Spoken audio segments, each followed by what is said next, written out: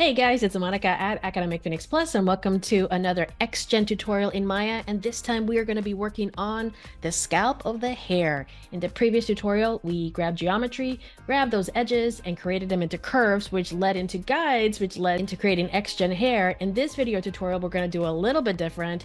We are going to be creating the guides using a paint effect, converting those into curves, which will drive the xGen. It's a really great and fast way of creating hair, and I think you're really going to enjoy it, so I can't wait to show you. If you are new to this channel, I post tutorials on a weekly basis. Software includes Maya, ZBrush, Substance Painter, and so much more. So if that is your sort of thing, please consider subscribing. So bring out that creativity, open up that software, and let's go ahead and get started in creating xGen hair using paint effects. In the previous tutorial, we used geometry to create the guides and then created this hairstyle. Now, what we want to focus on is the actual scalp. So the shader is really nice, but we're going to be using this geometry to create the guides that will also create the xGen hair. So let's go ahead and get started. The first thing we're going to do is we are going to select a scalp, and we're going to go and make sure the UVs are good. Make sure that your UVs are good because it can screw up your xGen. So as you can see that's looking really good. And then I'm going to assign a basic standard hair just so that it's easier to see. Then I'm going to go into the UV editor, and I am going to scale this because that's a lot of wasted space. And it's always really important to try to maximize your UV space. I'm only going to be using the geometry as guides, but it's still really important to make sure everything's UV mapped so that everything fits well. For whatever reason, if it's not UV mapped, it doesn't do a good job. So center the pivot, delete the history, freeze those transformations, and now we are basically ready to go. Next, we're going to choose Windows, and we're going to choose Content Browser. And here we have a library of freebies that Autodesk provides. What we're looking for is under Paint Effects, and we have a variety of things we're going to use, and one of them is pens, and I'm going to grab the calligraphy pen. I'm going to select the hair, and I'm going to make it paintable. So for me to be able to use the paint effect, I need to make this paintable. So under Generate, you're going to see something that says Make Paintable. So select that, and now I'll be able to draw using the paint effect.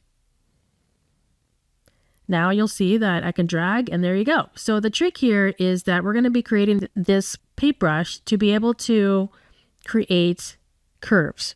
So I'm going to start drawing, and I'm going to draw a lot. So the more guides I have, the better I'm off. So I'm going to be drawing a lot of curves. So as you can see, I am using a Wacom tablet. And if you have a Cintiq, this will make it easier for you as well. But just go ahead and just start scribbling, scribbling, scribbling. Now remember, hair comes in a variety of angles in your scalp.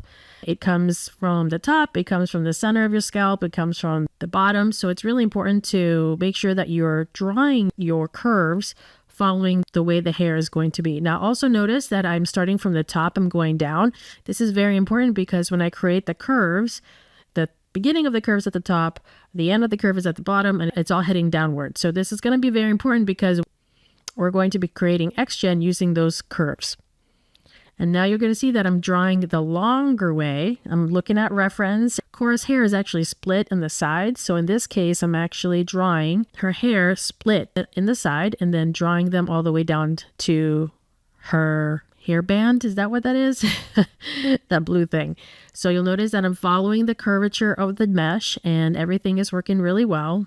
You'll notice that the stroke of the calligraphy pen is a solid line, so there is no gaps, which is the reason why I chose it. Again, the more guides you have, the better your xGen is going to be. So you're going to see that I'm going to continuously draw these effects that will eventually be turned into guides, which will eventually simulate the xGen hair. It's a little bit complex, but it's very similar to what we did in the last video where we actually used geometry to create curves to give us guides that creates the hair. In this case, we're going to be using paint effects to be able to create curves, which will give us guides, which will drive the xGen hair. So this is the fastest way I have discovered to create xGen hair. There's a variety of other ways you guys can create hair, xGen curves, but in this case, I felt this was the easiest, fastest, and kind of fun. You're literally just drawing on the scalp. You're using the geometry that you originally have. And again, the more curves you have, the better you're off. So here I am just kind of drawing, and creating a lot of guides, making sure that the hair is going into a particular direction. Now it's going to look like I have a lot, but it's usually never enough. Now I'm looking around and I noticed that I accidentally painted some extra guides. Go ahead and just select those and delete them. We don't need them there. I just want them on the scalp. It's pretty fun making this. As you can see, I have a ton of strokes. And what I'm going to do is select them all, and I'm going to group them so that I have them all nice and organized. And then I'm going to select all the curves, and under modify, I'm going to go to convert, and there is something called paint effects to curves, and just hit convert. There you go. And now we have curves. So let's hide the strokes because we don't need them. And you'll also notice that every single stroke has a group with a curve in it. So I have to select all the curves, and this is going to create my guides. Now, I do recommend that you kind of look at it to see if there's anything kind of crazy with your curve. Sometimes a curve can go a little bananas, and it's up to you if you want to try to fix it or if you want to delete it. So in this case, I'm going to go ahead and select all the curves and deselecting the rest of the geometry because I don't need all of this. Select any curves that I might be missing. And I basically have all of the curves, just double checking. I'm rotating my camera to make sure I didn't miss anything. And I'm going to do a Control G, which is basically grouping. So now all my curves are in one group. All right, I hit the mesh and you can see that I have a lot of curves, which is great. Probably not enough. And now I need to create what's called the scalp. So our xGen is going to be coming out of a piece of geometry. And the last thing I need is for the original head with all the textures to be used for the scalp. So I'm going to create my own individual scalp. So what I'm doing here is selecting faces around the ears and around the head. I'm sorry, around the face, and deleting them so that I will be able to create a scalp. So xGen needs a scalp or some sort of geometry to drive the xGen. So this is a very important step.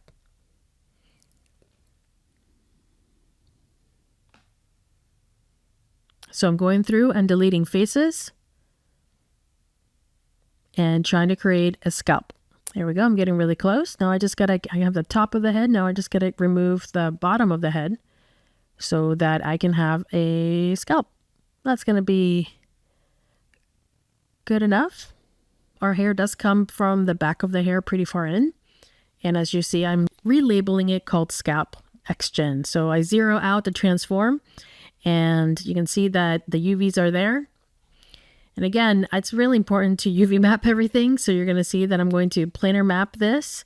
I'm going to shift right click, unfold, and bring it in. Now I know that is always nice to actually have a texture. So I just wanted to make sure there's a little bit of color underneath the scalp because you're going to see it. So a little color and texture underneath is going to go a long way. So now my scalp is colored, and I did hit a button that basically makes it look like it's in grayscale, which is great. It just makes it a lot easier for me to see.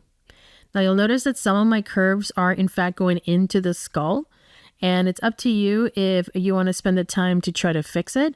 What I'm doing is grabbing the move tool and then clicking on the letter B, which is for soft select.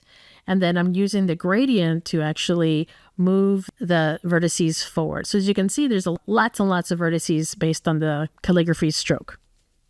So the curve has a lot of vertices, and I'm trying to use the soft select to move these curves forward. You'll notice that there's a lot of them, and I actually try to do my due diligence to bring them in, but it becomes a little bit challenging, so then I start deleting them. But here I am trying to fix it. So you can see everything's in a gradient fashion. I have curves. I try to scale them so the vertices are close together, and I go through and try to clean them up a little bit. The flow of the hair is going to be really important based on this curves. So in this point, I start deleting things because it's going to take too long for me to try to fix these. Sometimes I'm going to try to fix them. So for example, this one would be a good one to fix because it's relatively easy. Again, just double check to make sure that the flow is going well. So I'm going to select the scalp and go to live. I'm going to select all of my curves, deselect all of the geometry because I don't want it to be attached. And I want to double check to make sure that I have all my curves selected. And now here's the trick. The trick is that I'm going to go to select first CV, and all of my CVs get selected. The first CVs of the curve. And then I'm just going to scale a little bit, and you can see that boink, all of the CVs get connected to the scalp, which is exactly what I want. I want the xGen hair to look like it's coming from the scalp. Now you'll also notice that some of the curves decided to go to the back of the head, which I found very unusual. But you'll notice that if I just scale it just a tiny bit, the first CVs get attached to the scalp, and now I have hair that's going to come out from the scalp and into the shape of the geometry. All right, so you'll notice that I have some really interesting things going on here. So I'm going to see if I can rescue some of these curves. They've been pulled all the way to the back. There's not too many. As you can see, it's just one CV. So what I'm going to do is I'm going to V middle mouse and snap it. But you'll see that I'm having some issues. So I'm going to click on that magnet so that the surface is no longer live, and just kind of go through and try to fix it. So I'm going to select that one curve, and I'm going to C middle mouse and snap it, which is basically taking a curve or a vertex and snapping it to another vertex nearby and then scooting it over. So at least it's close to the other one. It's not going to stick to the skull, but at least it's better than hair coming out of the back of the head. I'm hoping that there's enough guides that the hair is going to look good with some CVs not coming out of the head. All right, there we go. So now I have all of the CVs aligned. All right, things are coming along. All right, so now that I have all of my curves, and the curves are actually going into the skull, which is great, it's now time for xGen. So let's go to the workspace xGen, and we're actually going to create a new description. So create a new xGen description, and this is going to be where I'm going to create the scalp hair. So I'm going to call this my scalp description, and also the front, because I still need to do the rest of the hair. So this is my scalp. I'm going to create a new collection. This is going to be called Scalp Front Collection, and I'm going to place them using guides, and notice that there's no preview because I haven't generated it yet. So let's go ahead and select all the curves and deselect the mesh. There we go. We have everything there. And then I'm going to go to Utilities, and just like the previous tutorial, click on Curves to Guides and then Add Guides. And just like that, we have guides. Now we can click on this little preview, and you're going to see on the little eyeball, and you're going to see there isn't much there. So the next part is to actually go in and render it out. And you can see that it actually is there. It's just not really showing up. So we're going to have to manipulate the xGen a little bit to make sure that it follows the guide. So we can increase the density. As you can see, I'm increasing it by 30. And there it is. There's the hair. So the good news is that it's rendering. The bad news is that you really can't see it. So I'm going to remove the shader. And there it is.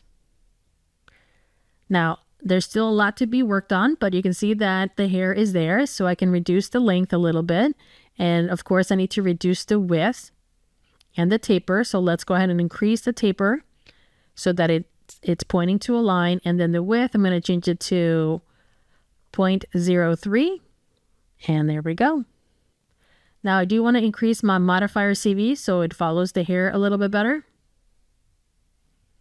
And I can always increase the density and do a variety of things to make it look better.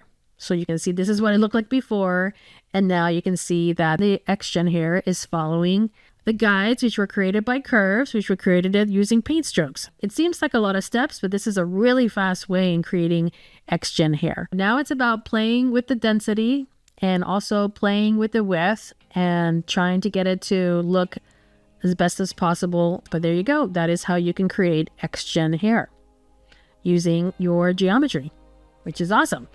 I love this. It's better than trying to build your own guides one by one. This is a really fast way of making it happen. Cool. Let's go to the outliner and look for the scalp collection, and then we can right click and assign the existing material and make sure that they all match in color. There you go. And there is Cora with xGen hair. Now we still need to do the scalp, and it's going to be the exact same method. I'm going to do the same thing. I'm going to be grabbing the Paint Effects brush. I'm going to draw the hair using the scalp, And then once I have that, I'm going to convert it into curves, make the scalp live, attach it to the scalp, and then create guides and then create the hair just like before. And as you can see, there it is, just like that, magic. And I do encourage you guys to just explore all of the options here. You can always take a look at the Autodesk xGen documentation. So we're going to turn the guides off here by pressing on that eyeball with the guide. And now you can see how the hair is reacting. And you can see that there are a couple of issues, such as this little strand. So in my opinion, I probably should have drawn even more guides and also have the geometry go further down so the hair can actually go there. Now I could try covering it with geometry, which is like a cheat. But the reality is I should have made the guides go all the way at the bottom. Now I'm going to change the length back to 1 and maybe increase it a little bit so it goes to the edges there. As you can see, I'm having a little bit of issues, but again, part of the issue is because I did not make sure that the geometry is all the way at the bottom. Again, we can use some modifiers. We can click clumping, click on OK. As you can see, it does some really nice work with the hair. Instead of being so evenly distributed, it now clumps it. Hit setup maps, hit guides, and then click save. And then you can manipulate it so that it clumps more around the edges versus at the root of the hair. So you can kind of play around with that. So you can see that I can make it really kind of stick together like glue, or I can make it, especially at the edges, or I can make it a little bit thicker. So you can see now that the clumping also forces it to follow the hair a little bit more, the curves. So I added another clump. Again, this time I'm going to increase my density to 1.2. Again, you want to click on guide and then hit save, and that's going to drive it. So now I'm going to manipulate it a little bit more. And again, this just kind of helps diversify the piece. We don't want it to be perfectly clean. We want it to be clumpy, but not so perfect. We can also increase the density to about 200. So the more hair you have, the better. Let's go ahead and see what it looks like in a render. And there it is. Now it is a lot of hair, so as you can see, it's kind of slowing down, but you can see what a nice effect the whole xGen hair does on my character. So there's our options for you. You can use geometry hair, or you can use xGen hair. xGen hair is just really pretty. All right, that is how you can create xGen hair using geometry. Thank you so much for watching. I really appreciate it. If you learned a thing or two, please like and subscribe. That is your message to me, letting me know that you like this content and that you want to see more.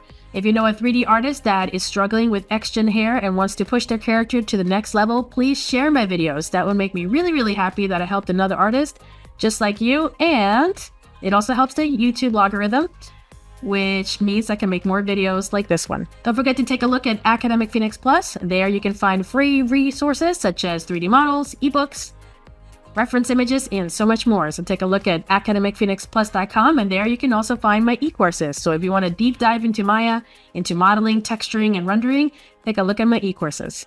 Otherwise, thank you again for watching. I really appreciate it. Keep creating, and I will see you in the next video tutorial. Since you are still here, do you guys recognize the background? If you do, leave a comment below, and you can get a little medal if you get it right. And here is a big hint. And it's also a really great game.